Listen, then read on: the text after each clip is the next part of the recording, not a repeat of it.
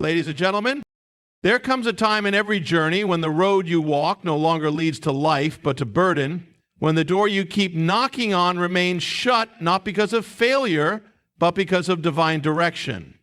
What if the silence you hear is not absence, but guidance? What if the resistance you face is not an obstacle, but a sign? A sign that God, in His infinite wisdom, is telling you it is time to let go. Too often we cling to relationships that God Himself is trying to remove. We hold on, hoping, praying, striving, when heaven is whispering, release. What if that closed door is not rejection, but redirection? What if the pain of holding on is greater than the peace of letting go?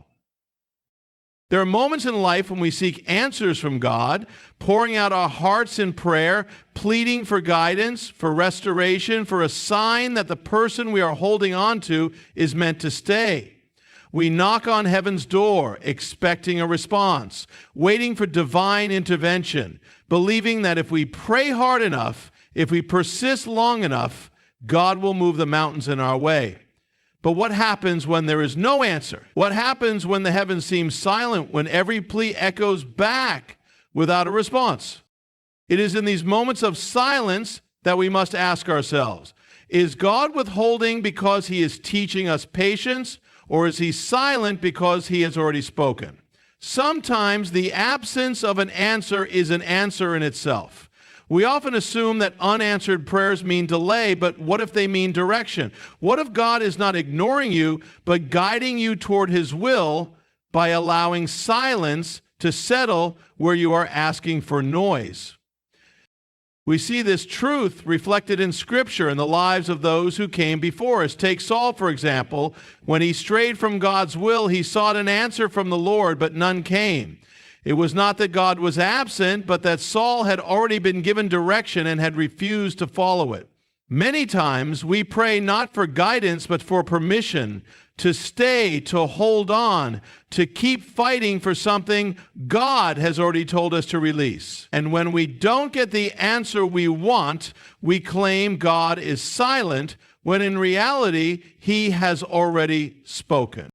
When we cry out to God about a relationship and all we receive is stillness, we must ask ourselves whether the silence is because we are refusing to hear what He is saying. Sometimes the pain of separation makes us desperate to change what is unchangeable, to force a situation that was never meant to be sustained. We hold on to what God is trying to remove, believing that if we just try harder, if we just pray more, we can rewrite the ending of a story that God never intended to continue. Silence from God is often His way of shifting our focus. When He does not respond in the way we expect, it is an invitation to stop looking outward and start looking inward. Is this person leading you closer to God? Or if you have been praying for peace and only feel unrest, for restoration and only see division, for change and only witness stagnation, then maybe the silence is God's way of redirecting you toward the truth. We must be careful not to confuse persistence in prayer with resistance to God's will. There is a difference between contending for something in faith and refuse to let go of something that is no longer meant for us. When a relationship requires you to sacrifice your joy, your calling, your spiritual well-being, and still there is no breakthrough, no confirmation, no divine movement, then perhaps God is not changing the situation because He is calling you to step away from it. Unanswered prayers test our faith in ways that answered prayers never could. They force us to confront our trust in God, to ask ourselves if we truly believe that He knows what is best for us, even when it contradicts what we want. It is easy to trust God when the answers align with our desires, but true faith is found in surrendering to His will, even when it breaks our hearts, even when it means walking away from someone we love. There are times when we ask God to fix a situation, but instead of repairing it, He removes it, not because He does not care, but because He sees beyond what we can see. He knows the weight of what we are carrying, the pain that lingers beneath the surface, the toll it is taking on our spirit. He knows the future we cannot yet see, the dangers we do not yet perceive. And so he allows silence to settle where we seek answers, not to abandon us, but to guide us towards something greater.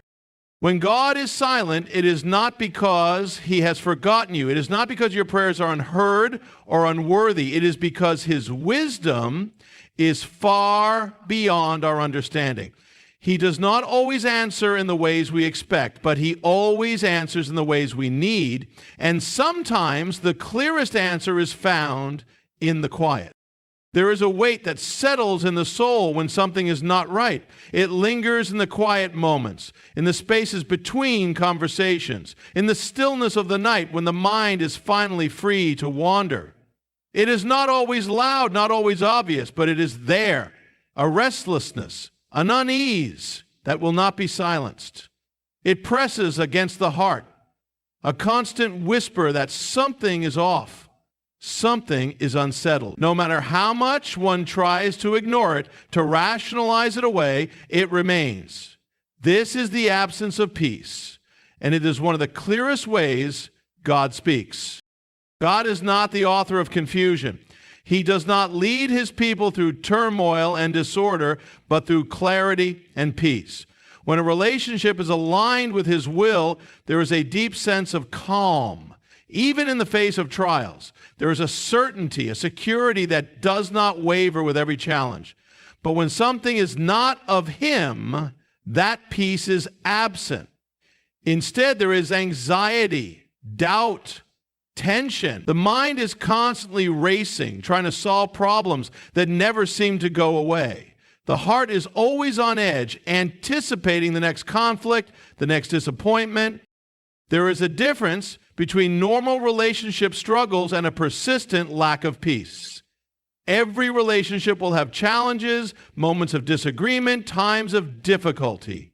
But when the struggles outweigh the joy, when the relationship feels more like a battle than a blessing, when the mind and heart are never at rest, it is time to ask if God is speaking through that unrest.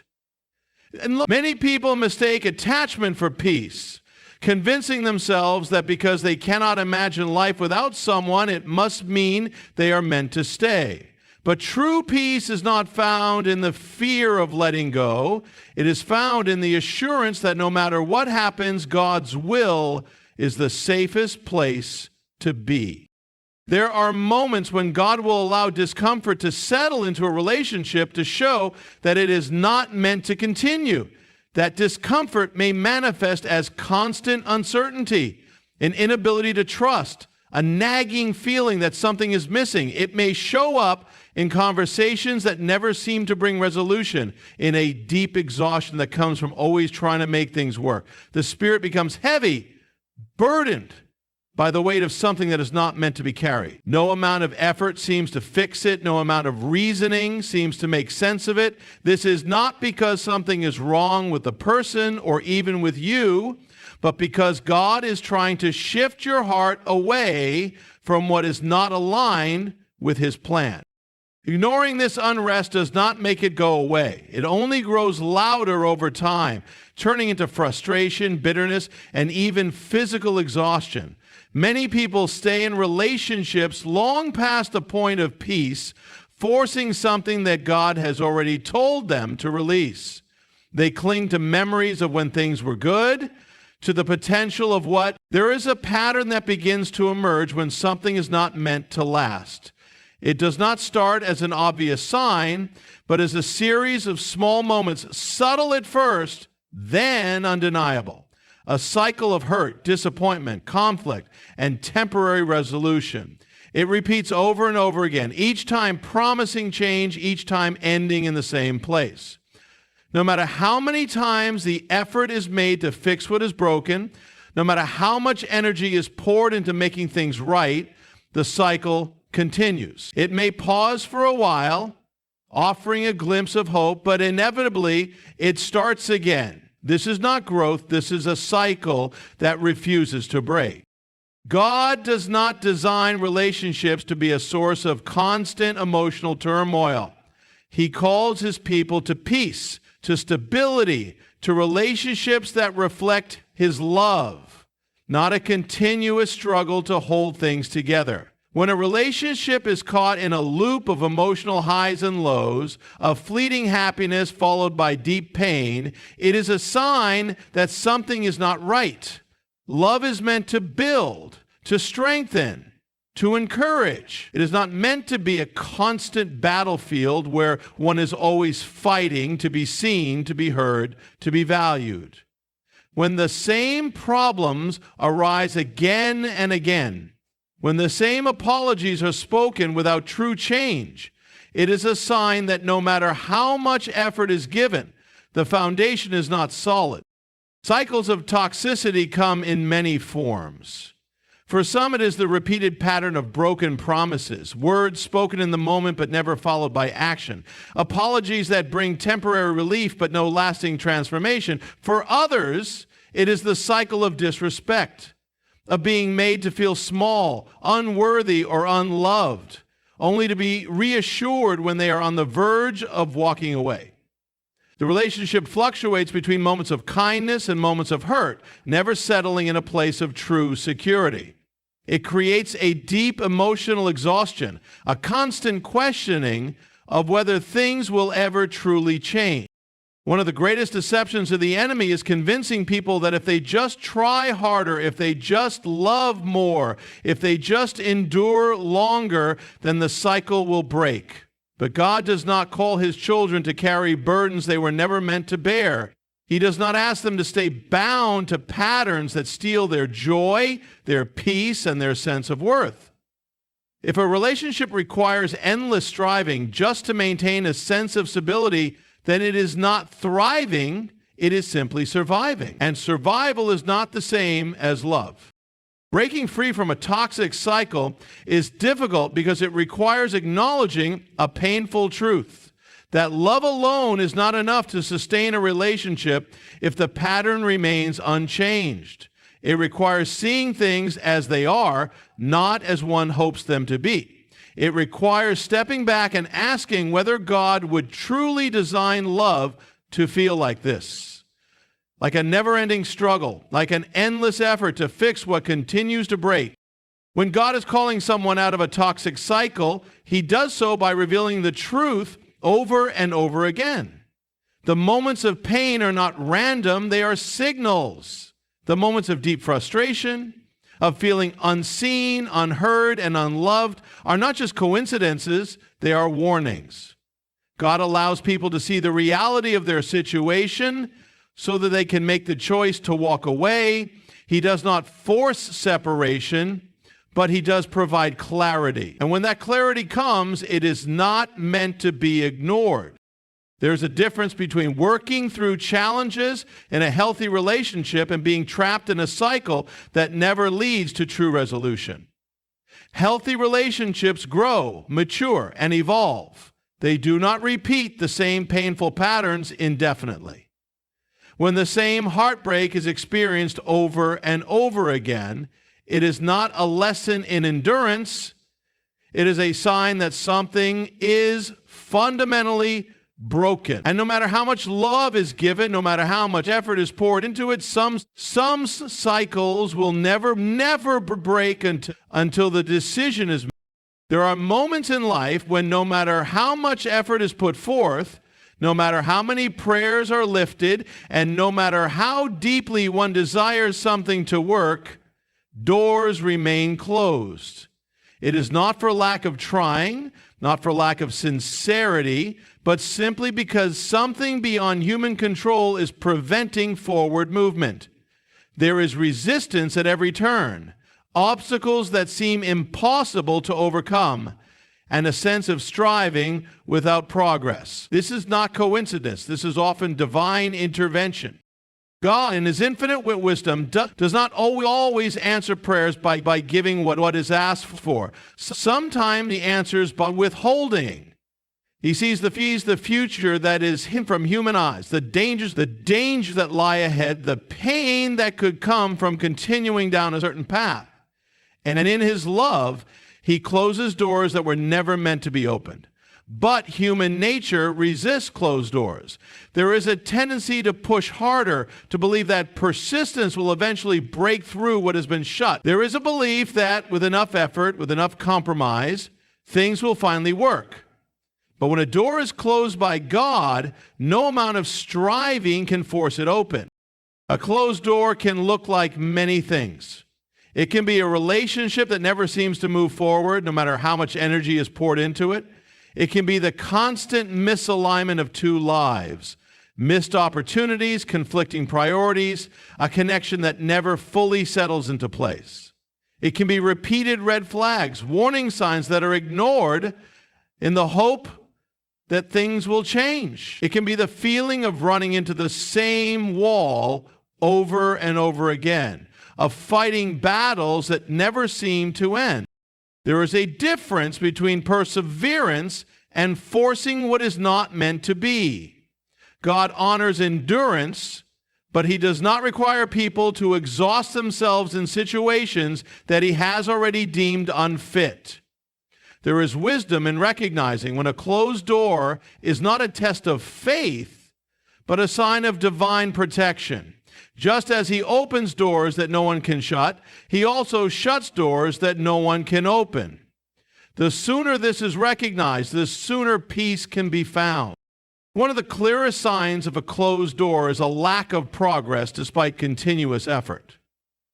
Relationships that are meant to be have a flow to them, a natural progression, a sense of mutual investment and shared direction. They may face challenges, but those challenges lead to growth rather than stagnation. When a relationship remains in the same unresolved state despite every attempt to move forward, it is often a sign that the door is being divinely closed. Another sign of a closed door is the feeling of constant struggle. While every relationship requires effort, love is not meant to feel like an unending battle. When one finds themselves always fighting to be understood, always striving to make things work, always bending to keep the relationship afloat, it is worth considering whether God is trying to say something. Love should bring peace, not exhaustion. A relationship that drains more than it fills is not a relationship that is thriving. It is one that is being held together by force rather than by divine purpose. God also closes doors by revealing truth. Sometimes what seemed good at first begins to show cracks. What once felt promising begins to unravel. Situations arise that expose the reality of a person's character, their intentions, their ability to truly love and respect. These revelations are not meant to be ignored. They are invitations to see things clearly, to acknowledge what is rather than what one hopes it could be. One of the hardest things to accept is that a closed door is often an answered prayer. People pray for clarity, for guidance, for God's best, but when he answers by removing something or someone, it can feel like rejection instead of protection. Yet time and time again, what is lost in the moment is later revealed to be a blessing in disguise. The door that was closed led to something far greater than what was being fought for. When God closes a door, he is not punishing, he is redirecting. He is saving from future pain, from unnecessary heartbreak, from situations that would not lead to the fullness of what he has planned. The struggle is not in the closed door itself, but in the reluctance to accept that it was closed for a reason. The longer one fights to open what has been shut, the longer they delay what God has waiting on the other side. There are times when a relationship does not just affect emotions, but begins to impact purpose. It starts subtly at first, small compromises, distractions, moments where focus is lost. But over time, the weight of the relationship pulls in a different direction, shifting priorities, altering ambitions, and creating a distance between where God is leading and where the relationship is keeping someone anchored. Purpose is one of the most sacred gifts from God, a calling uniquely designed for each person. When a relationship begins to take someone further away from that calling instead of bringing them closer to it, it is a sign that something is not right. God creates relationships to build, to sharpen, to encourage, and to propel people toward their destiny. A healthy relationship does not require the sacrifice of dreams, the diminishing of calling, or the loss of personal identity. Instead, it should complement and strengthen, providing support in the pursuit of what God has placed on the heart. But when a relationship requires the constant choosing of someone else over God's plan, when it forces a detour from what was once clear, it is worth questioning whether it is meant to be. Losing purpose in a relationship does not happen all at once. It is a slow process, often unnoticed, until one day the realization comes that passion for the things of God has diminished. The fire that once burned for a calling is now only a flicker. The pursuit of goals has been replaced with the constant effort of maintaining a relationship that is out of alignment. The voice of God seems quieter, drowned out by the voice of the person who now occupies the center of attention. There is a struggle between obedience to God and the fear of letting go. One of the most telling signs that a relationship is pulling someone away from purpose is when they begin to feel like a different version of themselves. The things that once brought joy, prayer, worship, creativity, service, now feel distant. The motivation to grow, to build, to walk boldly in faith is replaced with the weight of relational struggles. There is no longer movement toward purpose, only survival within the relationship. It becomes a cycle of giving more and more of oneself while receiving less and less in return. God's plan for each person is intentional, filled with divine appointments and assignments. But when a relationship demands so much emotional energy that there is nothing left to give to the things of God, it is a sign of misalignment. Instead of being a source of encouragement, the relationship becomes a distraction. Instead of pushing toward greatness, it pulls into complacency. Instead of bringing clarity, it brings confusion. Relationships that are meant by God are never meant to replace Him. They are designed to reflect His love, not compete with His presence. When a relationship starts to consume the thoughts, the emotions, and the priorities in a way that pushes God further into the background, it is time to take a step back and ask whether this is truly His will. Anything that takes precedence over Him, anything that requires sacrificing obedience to Him, is not something He has designed for long-term fulfillment. There is also the danger of staying in a relationship out of fear rather than faith. The fear of being alone, the fear of never finding another connection, the fear of stepping into the unknown. But fear is not from God, and He does not lead through fear. He leads through peace, through purpose, through clarity. If the only reason to stay in a relationship is fear of what will happen without it, then that relationship has already become an obstacle to the freedom that comes with trusting in God's plan. Purpose is too valuable to be sacrificed for the sake of holding on to someone who is not meant to stay. What God has placed inside each person is not by accident. It is intentional, it is powerful, and it is meant to be pursued with everything. No relationship should stand in the way of that pursuit. The right person will never require the abandonment of calling, but will instead encourage, uplift, and walk alongside in faith. When a relationship is pulling away from that path, when it is taking more than it is giving, when it is silencing the voice of God rather than amplifying it, it is time to recognize the warning signs. Love was never meant to be one-sided. It was never meant to be a constant struggle of proving worth. of chasing after someone who does not cherish, respect, or reciprocate in the way God intended. Love, when it is from God, is not built on one person carrying the weight of the relationship while the other takes it for granted. It is not meant to feel like a desperate pursuit, an endless waiting for change, or an emotional burden that leaves one feeling unappreciated and unseen. Love should not require begging for attention, for consistency, for commitment. It should not be a fight just to be valued. When God is telling someone to give up on a relationship, one of the clearest signs is that the love is not mutual. It is unbalanced, one-sided, leaving one person constantly pouring out while the other gives little in return. It becomes a dynamic of waiting for effort, waiting for change, waiting for the other person to finally see and appreciate what is right in front of them.